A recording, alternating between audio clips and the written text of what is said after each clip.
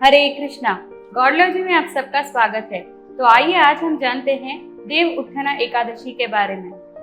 तो इस कथा के महात्म्य में ब्रह्मा जी नारद मुनि को बताते हैं कि इस एकादशी को देव उत्थाना एकादशी, हरि बोधिनी एकादशी या पाप नाशिनी एकादशी के नाम से जाना जाता है। और ब्रह्मा जी कहते हैं कि यदि कोई व्यक्ति इस एकादशी का पालन करता है तो उसके सभी जन्मों के पाप तुरंत ही नष्ट हो जाते हैं और ऐसे व्यक्ति को भगवत धाम प्राप्त होता है। शास्त्रों में बताया गया है कि गंगा में स्नान करने से बहुत ही पुण्य मिलता है, लाभ मिलता है, परंतु ब्रह्मा जी कह रहे हैं उस व्यक्ति को जिसने इस एकादशी का पालन किया है, उस व्यक्ति के समस्त पाप तुरंत ही नष्ट हो जाते हैं और समस्त तीर्थ स्थलियों में दर्शन करने से और स्नान करने से जो फल मिलता है वो केवल इस एकादशी का पालन करने से हमें मिल जाता है। और कहते हैं कि किसी व्यक्ति के यदि सुमेरु पर्वत जितने ही बड़े पाप क्यों न हो, परंतु अगर ऐसा व्यक्ति भी इस एकादशी का पालन करता है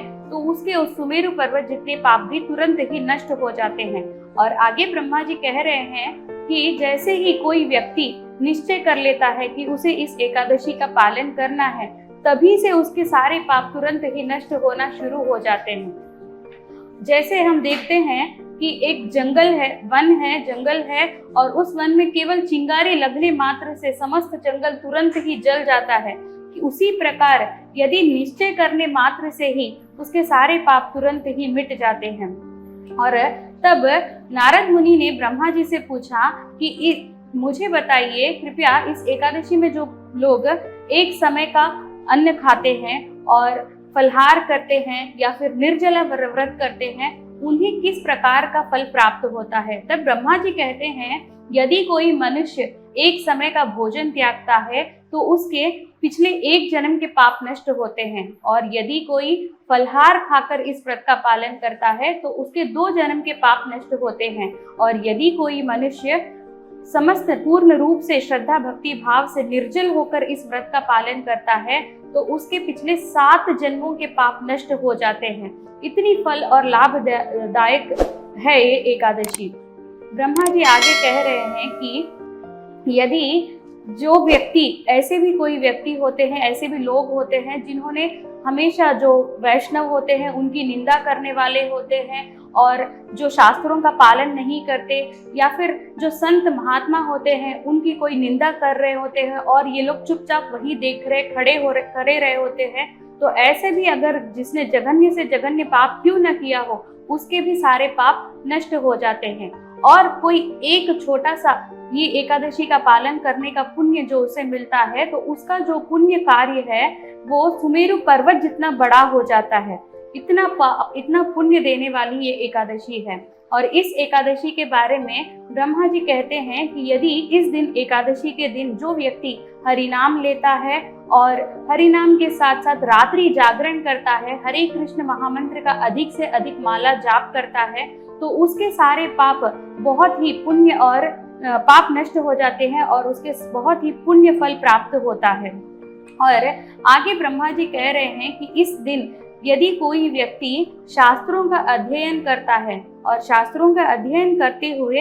एक श्लोक में से आधा श्लोक, और उस आधे श्लोक में से भी अगर कोई एक शब्द का ही वर्णन अपने मुख से करता है, तो ब्रह्मा जी कह रहे हैं उसके 1000 गुना पाप उसके सारे नष्ट हो जाते हैं और उसे इतना फल प्राप्त होता है। तो ऐसी एकादशी का पालन करने का हमें पूर्ण रूप से श्रद्धा भक्ति भाव से प्रयास करना चाहिए। तब नारद मुनि ब्रह्मा जी से कहते हैं जो ये एकादशी है, हरि बोधिनी एकादशी, इतना फल और इतनी महिमा इसकी है, कृपया आप मुझे बताइए कि इस एकादशी का पालन कैसे करना चाहिए। तब ब्रह्मा जी कह रहे हैं कि इस एकादशी के दिन हमें सुबह प्रातः काल ब्रह्म मुहूर्त में हमें उठना चाहिए और उठकर भगवान की स्तुति आराधना करनी चाहिए, भगवान की मंगलारती करनी चाहिए, भगवान हरिनाम का कीर्तन करना चाहिए और इस दिन भगवान को दीप अर्पित करना चाहिए। दीप अर्पित करने से बहुत ही पुण्य मिलता है। कहा जाता है, शास्त्रों में एक कथा इस प्रकार भी है कि एक समय एक चूहा था और वो चूहा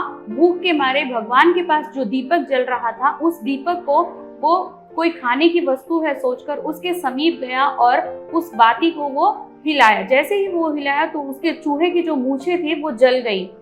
और उसके मूछें जलने की वजह से वो तड़प कर नाचने लगा। तब भगवान ने उसे ऐसे स्वीकार किया, ये जो चूहा है मेरे समीप दीप दिखा रहा है और वो मेरे समीप कीर्तन में नृत्य कर रहा है। तो ऐसे उसे भगवान ने स्वीकार किया और उसको काफी पुण्य और फल प्राप्त हुआ। तो ऐसी एकादशी का पालन हम सबको करना चाहिए, जो बहुत ही पुण्य और लाभ प्रदान करने वाली है। ब्रह्मा जी कह रहे हैं, यदि कोई व्यक्ति ऐसे एकादशी का पालन करता है तो उसे समस्त गौदान करने से जो फल प्राप्त होता है, भूमि दान करने से जो फल प्राप्त होता है, स्वर्ण दान करने से जो फल प्राप्त होता है, वो केवल इस एकादशी का पालन करने के निश्चय मात्र से उसे फल प्राप्त होता है। तो उस व्यक्ति का कहना ही क्या है जो हमेशा एकादशी का पालन करते हैं पूर्ण श्रद्धा भक्ति भाव से। तो हमें भी बिल्कुल प्रयास करना चाहिए, इस एकादशी का हमें बहुत ही श्रद्धा से पालन करना चाहिए और हरि नाम का कीर्तन करते हुए प्रयास करना चाहिए एकादशी का हम निर्जल व्रत पालन करें और भगवान को भोग अर्पित करें। हरे कृष्ण।